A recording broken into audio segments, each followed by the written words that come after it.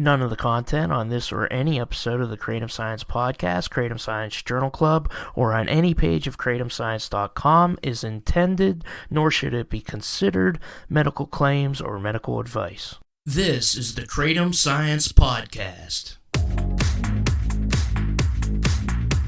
I'm your host, Brian Gallagher, blog and social media writer for kratomscience.com.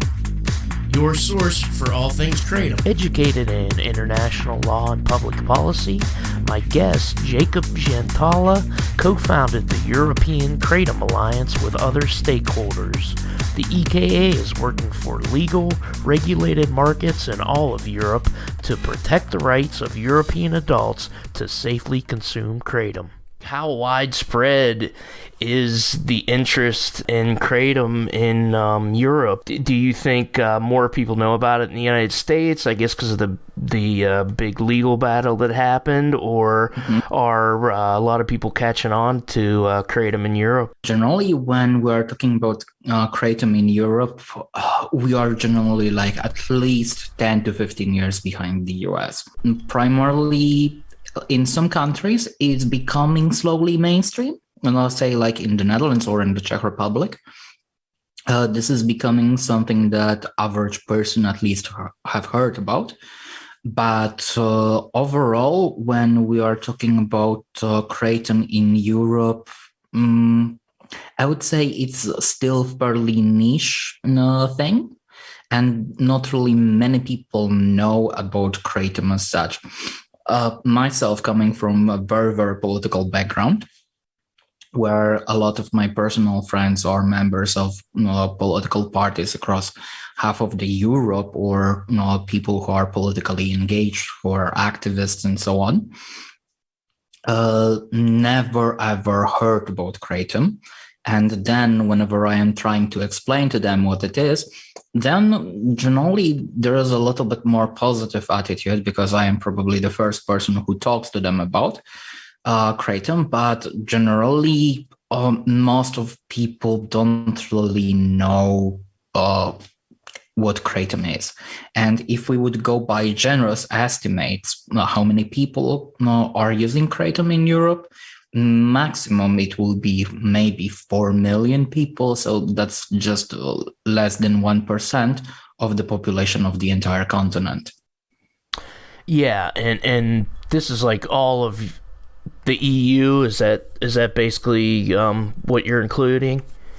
Yeah, basically we're not talking about entire EU and United Kingdom. So we would be talking about like 455 million people. And out of this, if we are lucky, this will be like 4 million people across the entire continent. And it has to do with like a very complicated legal patchwork when it comes to kratom and very similar substances. And you may be aware of how it looks like.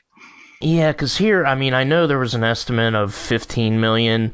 That might have been a little high, but still out of 330 million or however many people we have here, there's probably about 10. I'm just wondering how kratom comes to Europe, because I mean, I know ours is shipped in a container ship over the Pacific Ocean from Indonesia. Do you know maybe like what the trade route is? Because I know it's illegal in a lot of countries.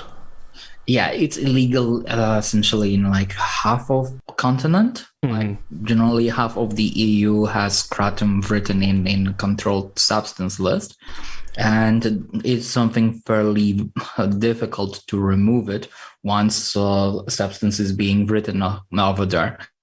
But as far as I know, there are maybe 3 or 4 major routes. One goes through Netherlands, another goes through Spain, and then probably there is also possibility with a couple of other routes. Well, that would be Germany, for example. But over here, I cannot be 100% sure.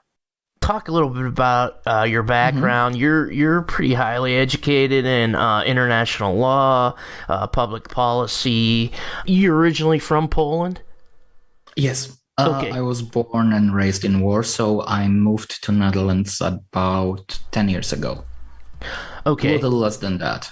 You have degrees in European studies, political science, law, public policy. That is a good background for being involved with the European Kratom Association. So I guess just explain how that came together. The European... how it started. Yeah. This is a fairly funny story, so to say, because generally when the pandemic started, I was working for a certain think tank. Then eventually I have lost that job because the think tank that I was working for has run out of funding, and basically I needed to start looking for something else. And then around August last year, when the whole debacle with United Nations and WHO's expert committee on drug dependence started, that kratom might be possibly prohibited internationally, I was asked by a couple of people that I know who happen to trade with kratom, what can be done in order to avoid prohibition of kratom internationally, and what would be the consequences. So then, given my background, I just prepared a two-pager. After 1 hour of back and forth about talking what can be done and how we can prevent future bans of kratom in European Union, I was asked if I want to start that project, and basically that's how I started working for European Kratom Alliance. The way the laws work, I mean, a lot of people were surprised to find out that the WHO could have simply decided to ban kratom, and all the member nations, including the United States, that signed on to this agreement would have had to go along with that. Does the European Union work like that, where it can make laws that all of the member nations have to adhere to? The way how European Union law works is a little bit tricky, because let's like the closest comparison that I could draw would be United States, and in the US you have federal law, then you have state law, and then you have like your local and regional regulations on the county or the city level, so to say. So the way how EU law works is that European Union has like a couple of types of regulations, and what we commonly refer to European Union law regulates about 60% of our everyday life. 60 to 70% of our everyday lives here in Europe. And then this law is usually being passed by the European Commission, which is the equivalent of, I don't want to call it federal government, but it's the executive body of the European Union. So I have to simplify it more or less like that. And then it goes into voting in the European Parliament. Then European Parliament votes about the law, then consults it with European Council, which consists mostly of the heads of the nation states. And when this whole dialogue is being passed, then you have the EU law. And EU law only can regulate certain things, but it doesn't regulate things like healthcare system. It doesn't regulate anything that relates to defense, and also it doesn't regulate certain things related to monetary policy. Like there is a certain overlap, but generally EU law has its boundaries, but it has the same level of reach as American federal law. So whenever a government in DC decides that they have to do something, then basically it's superseding anything that the state or the county can do. And over here, in order to avoid like collision of different rules, we have the supremacy of European law above the national law. However, national law can still regulate a lot of things where European Union law cannot really reach. So when it comes to substances or drugs or even dietary supplements, how much power does the EU have over the member nations? Because we know you're in the Netherlands now, and we know they have relaxed decriminalization policies, but they're not necessarily legal. But then over, like, say, in Russia, they're very strict. They don't own, I think only vodka's legal. Vodka, beer, and wine. Yeah, and at the same time, Ukraine, kratom is legal in Ukraine. So how much power does the EU have over which drugs or substances can be legal or illegal? Okay, first to get something straight, neither Russia, neither Ukraine are member states of European Union. The EU only covers about, I would say, 70% of the countries on the continent. So basically, when you are looking at the map, it looks very weird. And at the moment, EU has 27 member states. Okay. So when it comes to Russia and Ukraine, both countries are not even in association with European Union. However, Ukraine is willing to join the EU, but then we are on the podcast about kratom, not politics, so I will not get into that.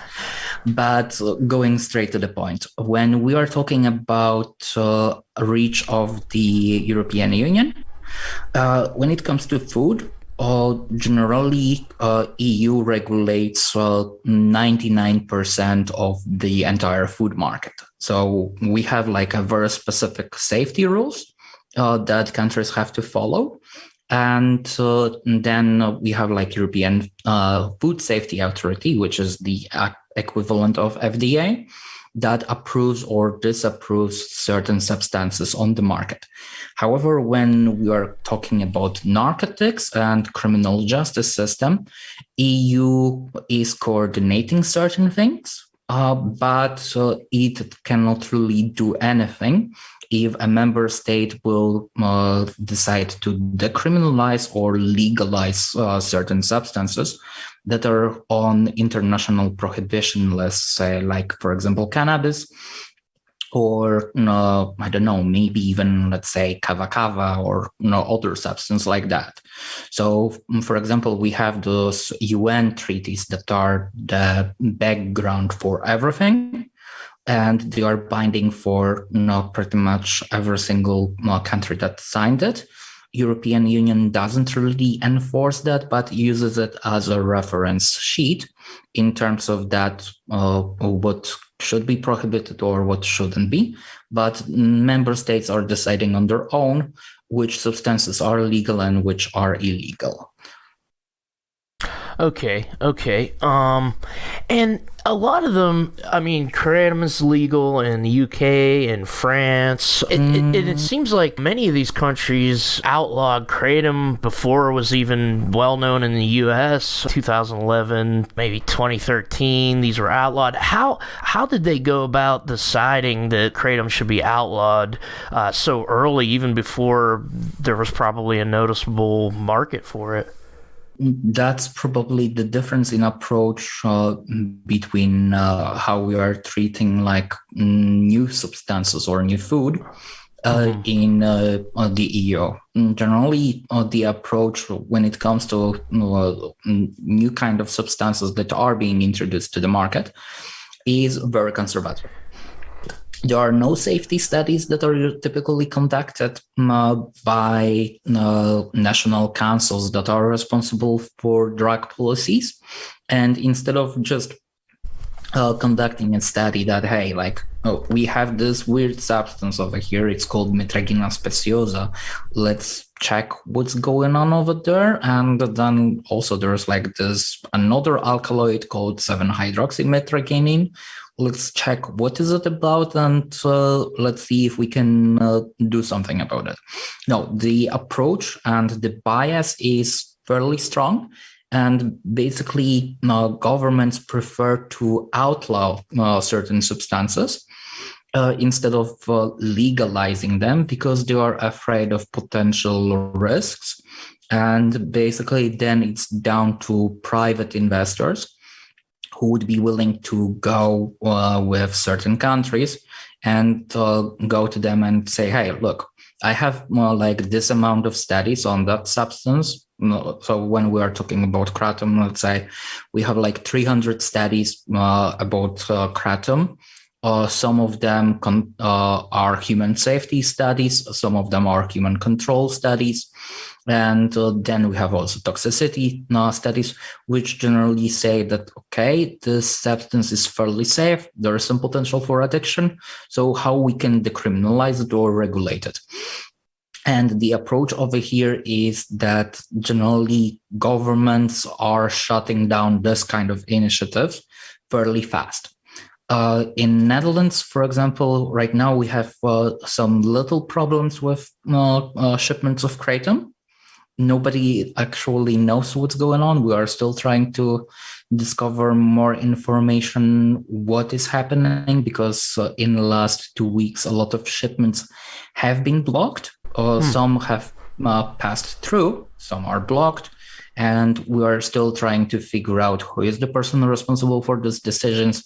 And if it's like the Dutch equivalent of Food Drug Administration that is behind it, or maybe there's some kind of new law with the customs that government has not announced yet for us.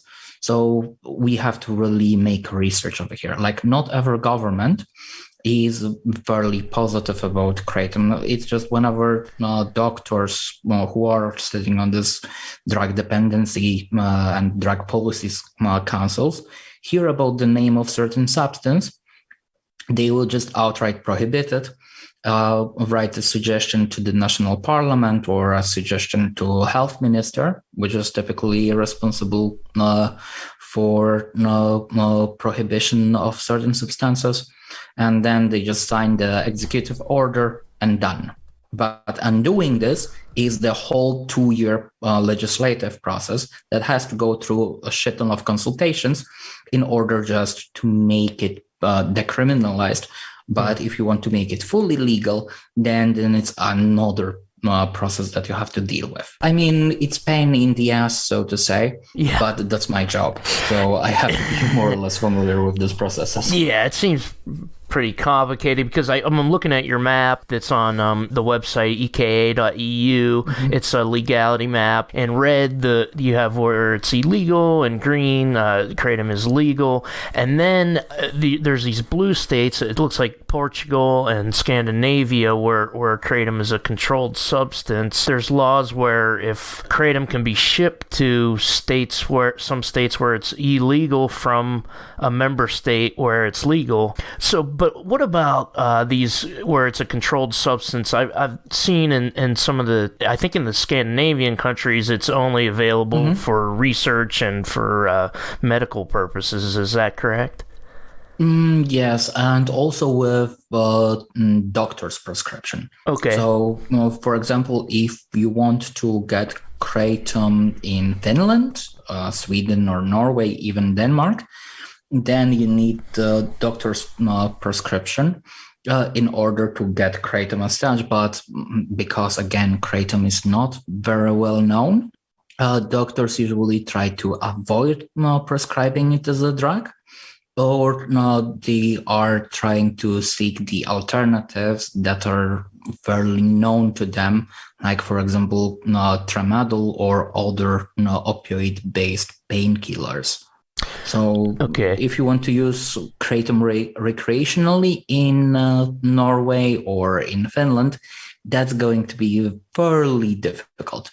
Recently, we have a lot of requests coming from individual people, especially from Finland, who would like to use kratom for themselves.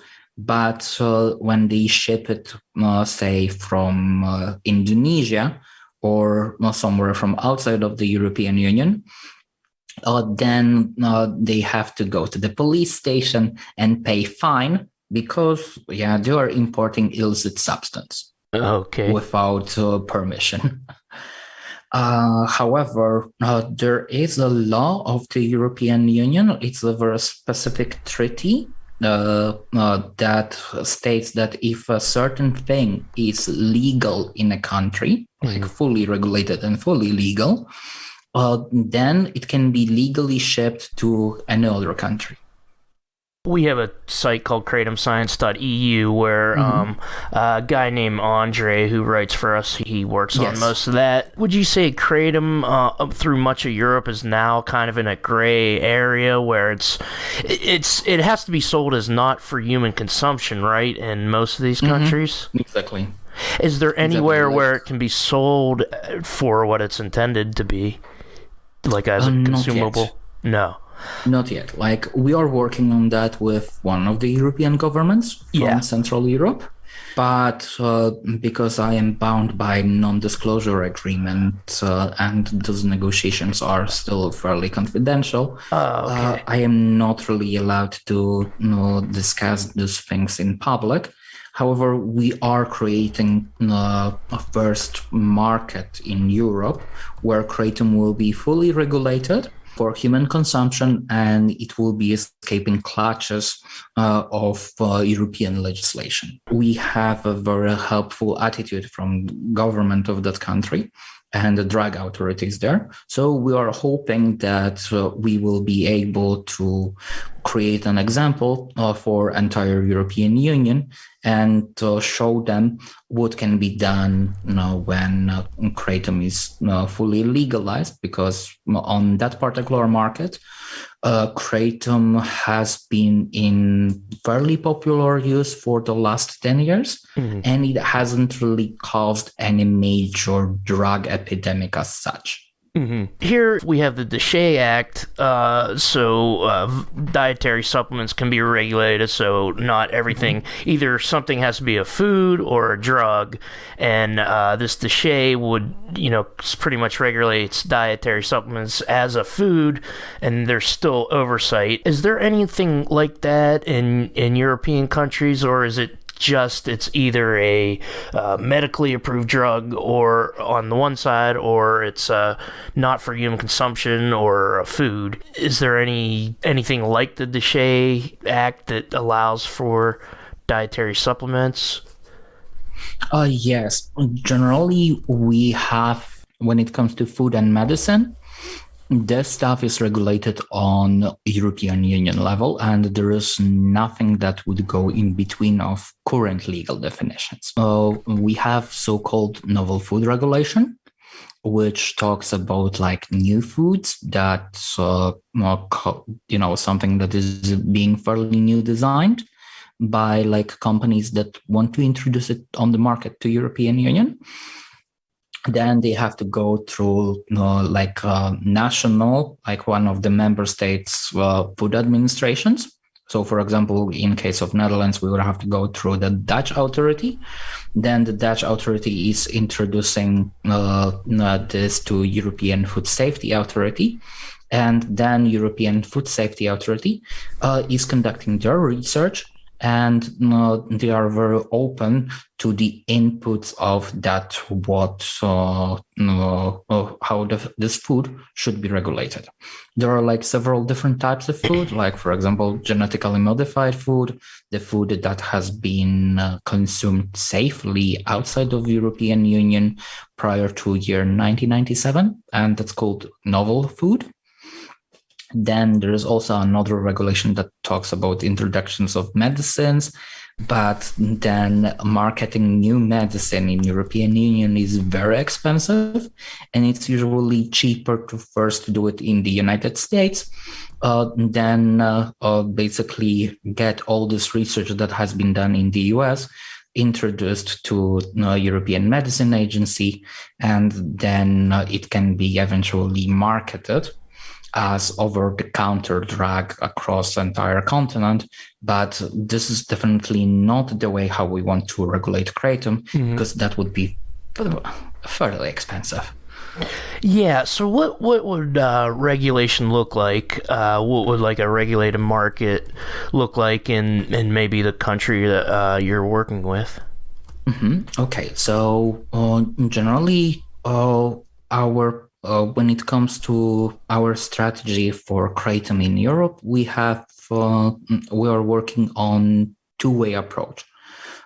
First, we are working on country-to-country approach, and eventually, once we are fully set up in certain countries, then we will decide to hit up European Union and present them with certain study solutions to get Kratom approved as a novel food, or eventually something similar. Like this is still something that basically European stakeholders of European Kratom Alliance have to decide on.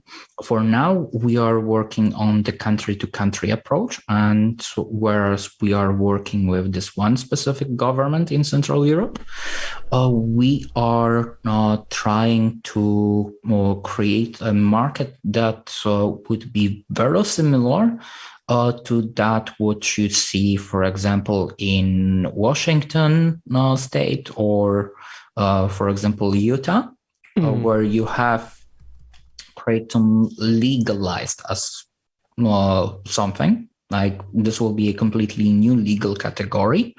And then Kratom will be sold only to people who are above 18 years old. So we have a complete policy of prohibition of sale to minors. And then Kratom will be sold mostly as how we call it, mostly as powder, because that's about 95% of European market is powder. Then a couple of percent are capsules, and then there's several other things. But for now, we are in this gray zone where we are not necessarily prohibited, but also we are not really completely regulated. And just to protect businesses of my clients, we are working on regulation that will be satisfactory for both the government and also European vendors of Kratom. With the European Kratom Alliance, how big is it, and are more vendors joining? I mean, the meeting that I sat in on, there was a couple of advocates. Dirk is more of like a journalist. I think Rolf is more of an advocate, and then there were a few vendors. How will you be structured? Is the funding sort of coming from the vendors, or you mentioned on Everything Kratom podcast kind of a legal barrier to accepting donations right now in the Netherlands? Let me say, ever since my appearance on Everything Kratom podcast, things in this dimension hasn't really changed that much, because we are still stuck with one bank application that we are trying to get through. The approval process for that takes about 3 to 4 months. It's freaking abysmal that in 21st century, you have to wait this long to open a bank account for any kind of business, right? Yeah, and it has to do with the Dutch legislation on anti-money laundering rules. And basically, for now, there is a group of vendors that is unofficially supporting European Kratom Alliance. And over here, we don't really have like a very official structure. But once we have the bank account and we can accept the proper donations, we can run some business model where we have regular income stream. Then we will definitely start doing something, because at the moment we are registered as a foundation under Dutch law. And basically, we have to wait for some either changes in the law or eventually the moment when we will be able to get a working bank account. Once we have working bank account, then as an organization, we will be in full swing. At the moment, we are just doing work where we have to. Like we are just putting out fires and working on one long-term project. I don't know, like, does lobbying work over there? That's pretty much the same as it does in the United States. It's a little bit different. Generally, when it comes to lobbying in European Union, like we have two types of lobbying in Europe. We have lobbying in European Union at European level, and then we have lobbying in different countries. So lobbying on the nation state level is fairly similar to that what you know from Washington, D.C., where politicians are very much connected with certain lobbies and groups of influence. And it really varies from country to country how much this lobbying is regulated. In some countries, you have fairly strict rules on how lobbyists can approach politicians. And for example, public servants have complete prohibition of talking to lobbyists. So you have there are several countries in Europe where, for example, my job would be very difficult. Yeah. But on European Union level, we have lobbying very structured. And this is part of the decision-making process. Basically, lobbying is enshrined as part of public consultations. And whenever you are working with something very niche or with something very specific, the administration of European Union is typically very welcoming of suggestions how they should solve a given problem. Because, for example, unlike federal government or public administration of any member state, the administration of the European Union is very small, but they are very effective. So then you have this myth of a great European superstate, how we call it. And so some of those countries were directly to the legislators. Is how focused do you want to be on maybe like educating the populations about Kratom to maybe generate some public pressure? And how difficult is that going to be with the language barriers for one thing, and cultural barriers and ideas about substances and whatnot? Oh, this is really excellent question. And honestly, we are still working out the details over here because, there is like a fairly huge language barrier. And if you would map out the European Kratom market, you would see that Kratom is mostly concentrated in German-speaking countries. So it would be Germany, Austria. In Switzerland, at the moment, Kratom is illegal. I think it's illegal since like last 3 years.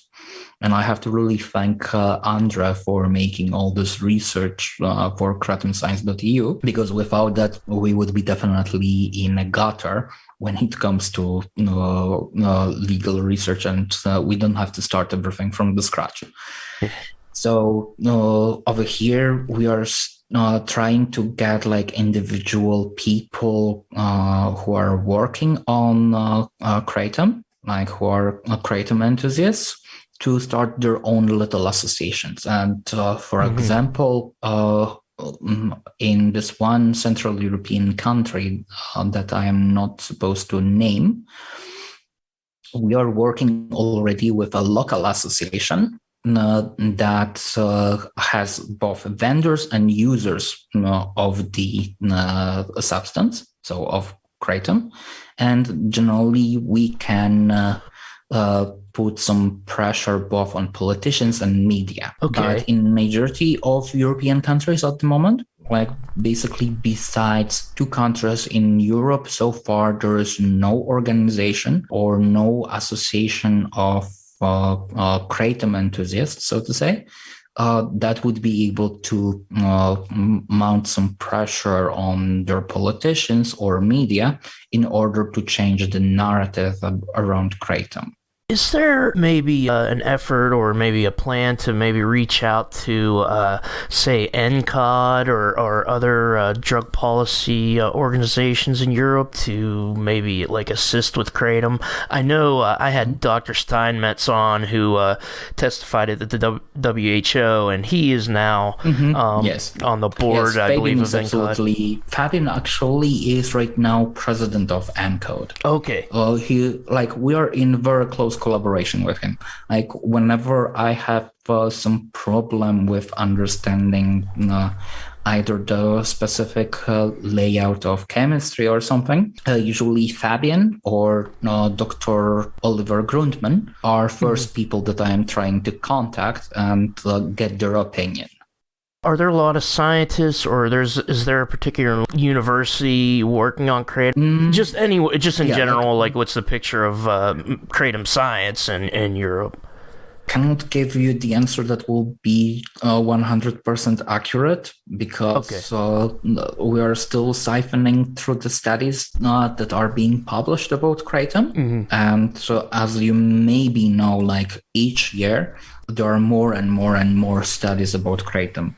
Say when it was like 2020, suddenly you have this big eruptions of studies on kratom. Like I think it was 2019 when you had like barely 25. Then in 2020 you have already 100.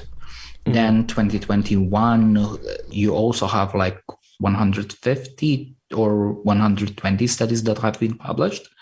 And now we are not even in a half of the year in 2020, and we have already more than 50 studies that have been produced about kratom. So this is something very new and very innovative branch of research.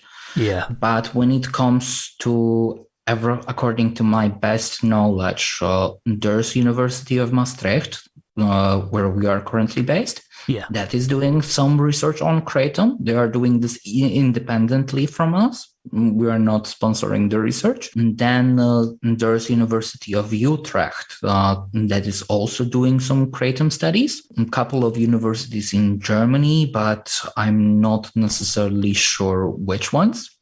And then there's a university in Turin, in north of Italy, which has been conducting and pioneering studies on kratom in Europe, I believe since 2012. So there's a lot of scientists working on kratom, but so far we're just trying to gather and reach out to different scientists. Yeah. But that's a lengthy process. And basically, as long as we don't have our basic shit together, where we can streamline our finances, we don't really have the ability to, pay for the studies, sponsor something, or buy the research. Have there been demographic studies done in Europe, like as to who uses kratom there and why people use it? Absolutely not. No. Okay.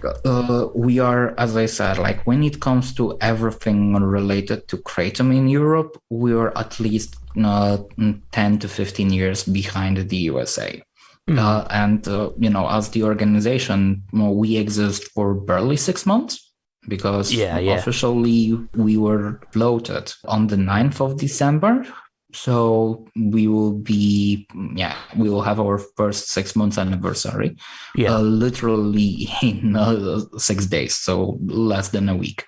So over here, we are still actually trying to gather some sort of support and see how people are taking kratom. But the anecdotal evidence would be suggesting that majority of people use it to cure their pain or manage their pain or some kind of addiction. They are self-medicating. But a large portion of the users, and I think it will be larger portion than in USA, we estimate it to be somewhere around like 40%. Would be people who take kratom recreationally, and these are primarily young men in their 20s and 30s. There was just another study that came out that tested local kratom products where the university was in Richmond, Virginia. They found high levels of manganese that were like 20 times higher than the upper tolerable level. That was a product that was adulterated. Is there any evidence that there are problem vendors that are selling adulterated products over in Europe?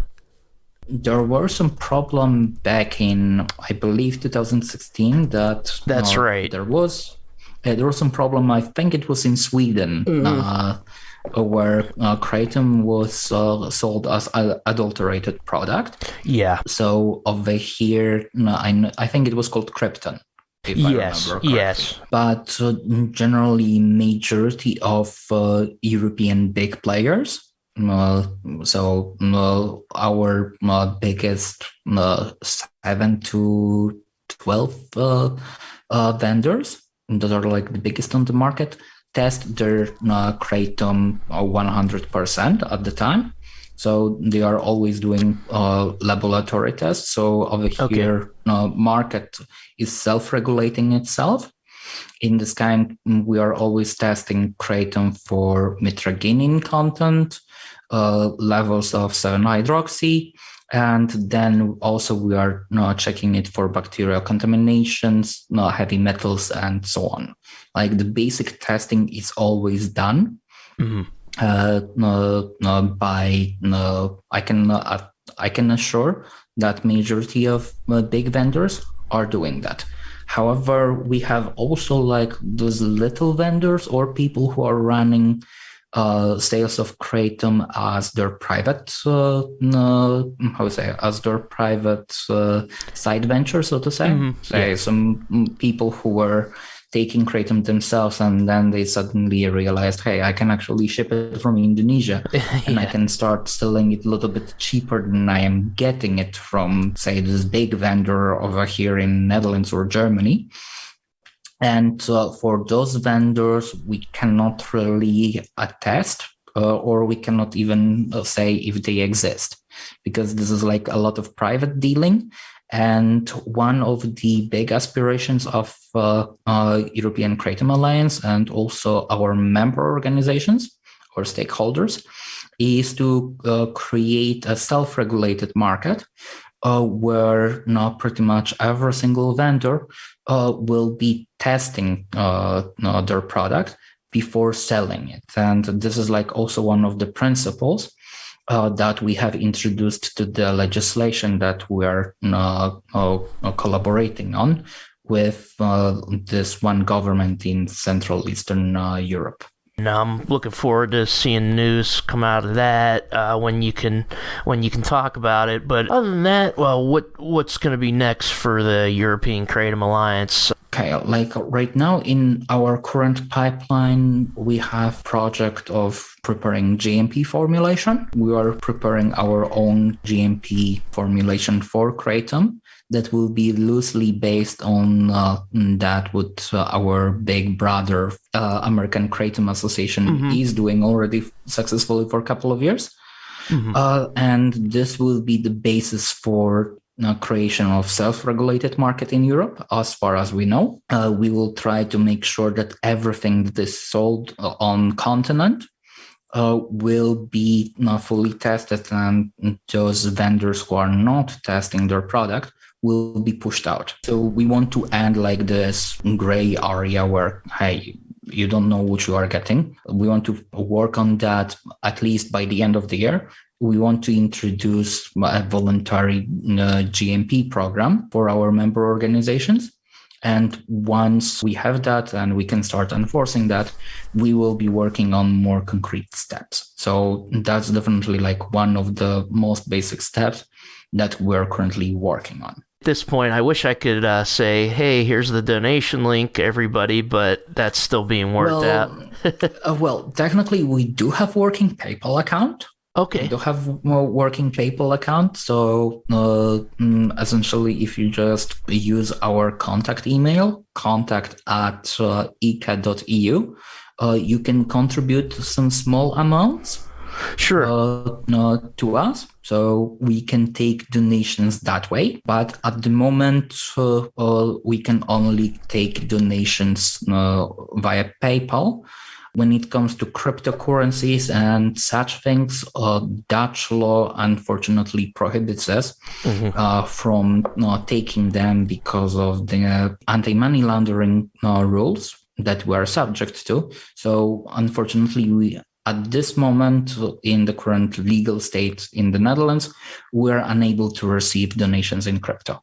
Are people able to buy Kratom in Europe with credit cards? Because that's a problem we've been having here in the United States because the Visa and MasterCard and the big credit card companies have shut it down. There is a possibility of buying Kratom with credit cards. However, I would say because of differences in how Europe is different from USA. Yeah. Over here, majority of payments is done with different means. Like how our customers are usually paying for Kratom is by doing instant bank wire. Okay. So there are a lot of different national legal solutions that allow for making instant transfer of the money. For example, in Netherlands, it's called Ideal. So you just log in with your bank application and you can pay for your Kratom. Also, you can pay with PayPal. I believe majority of big vendors also have this possibility. Mm-hmm. When it comes to credit cards, in Europe, we have slightly different approach to them. Like, in US, you have like this whole loyalty programs, you have your credit score and so on. Over here, we don't have this sort of stuff. You get some cash back whenever you are making some purchases with your credit card. But overall, in certain stores in Europe, you cannot pay with Visa or MasterCard.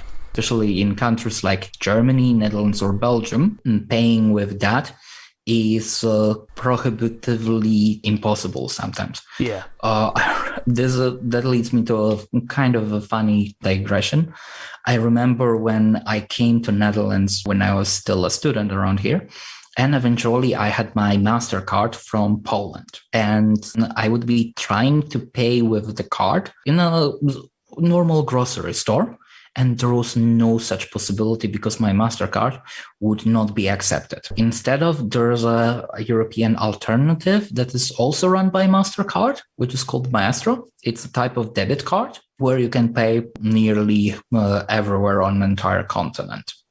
So that's like this kind of funny digression. And also when it comes to paying cross borders for your Kratom orders, say like I live in Austria and I want to order my Kratom from German or Dutch vendor or maybe even Hungarian. All I need is just their bank account number and the wire is made within seconds. So we have those means to facilitate like very fast cross-border transactions. And that's generally like one of those weird kinks of European law. I think it's called SEPA system, Single European Payment Area. In the Netherlands, where we know, you can get marijuana coffee shops, is there a lot of coffee and tea shops that sell Kratom like that?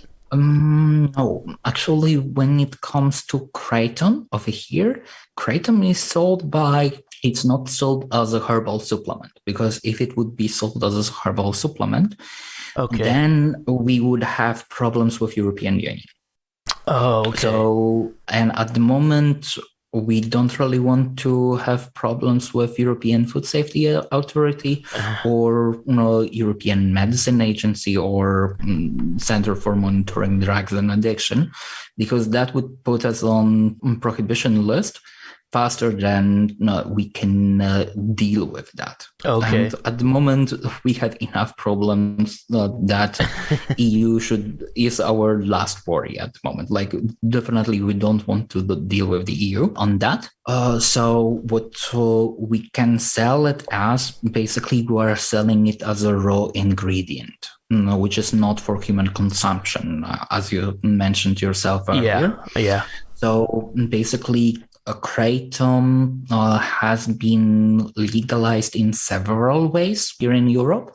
So because kratom powder has a lot of different uses than just kratom tea, so to say, you have a lot of different means, such as, for example, making paint out of kratom. Some people are even using it as a cosmetic ingredient, and they are making their own little cosmetics. One of our early stakeholders is a shop that is using kratom as to create scent candles. So they're actually making candles and cosmetics out of it, and it's not just being sold like that. Yeah, because a lot of vendors here had sold it as not for human consumption, but that it happens that I believe it's Borneo strain.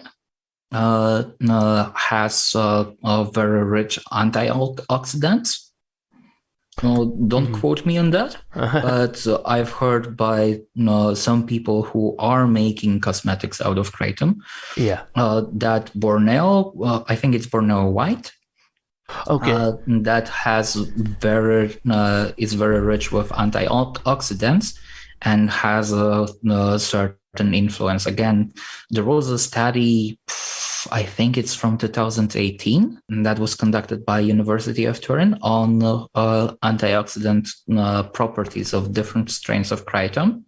And each different strain has actually slightly different properties and content of alkaloids that are helping you with your skin conditions or whatsoever. So that's something that I should definitely look into. But again, I am specialized in public policy or law, maybe a little bit in international relationships. But when it comes to this sort of stuff, I am completely stupid. It's like black magic for me. Oh, yeah. There's actually one more thing that I should mention. We are working together with AKA and several different groups from Indonesia on creating International Kratom Association. Oh, great. For example, we are going to have a meeting later this week with people from AKA about how we can collaborate on streamlining legal things with kratom here in Europe, and eventually how we can help each other. So there will be a lot of stakeholders coming both from European Union, and also we will try to have as many people coming from other side of the Atlantic. Thank you very much for doing this, Jacob. And it's my pleasure, Brian. Yeah, and just let us know if there's anything you want to get out there, any developments, press releases, or anything you want us to help us out with in terms of communication. But yeah, definitely, I really appreciate your time. Yeah, like, thanks for having me. I am very, very happy to be on your podcast. Yeah, have a great day, and I hope that everybody who is listening to us in Europe, if you have any kind of problems with kratom, please just reach out to us, and we will do our best to help you with whatever problems you have. Just write us at contact@eka.eu. Thank you, Jakub Zientala. And you can send a donation to that email on PayPal, contact@eka.eu. Check out kratomscience.eu. There's extensive research there about kratom in all of the European countries. Please like, subscribe, share, rate, review, comment. Share on your social media. Music is Memories of Thailand by Risey. Kratom Science Podcast is produced by me, Brian Gallagher, for kratomscience.com. Take care.